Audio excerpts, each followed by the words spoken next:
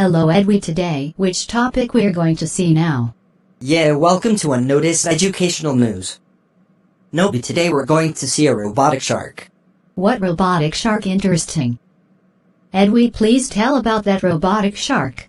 A robotic shark that gobbles up plastic waste in London Docklands to clean up the water by removing the equivalent of more than 22,700 plastic bottles per day. How robots work in water? Remotely controlled underwater vehicles, also known as ROV, remotely operated vehicles, and fiber optics bundles inside to connect to working research.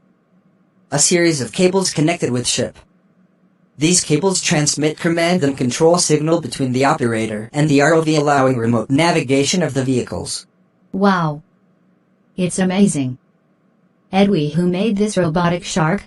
The water shark, which is created by RAN Marine Technology. The world's first marine robot designed specifically to eat waste data. Edwy, what's the cost of this robotic shark? Each robotic shark cost around Indian rupee 16 lakh. Ooh, interesting. And thank you, Edwy. Okay.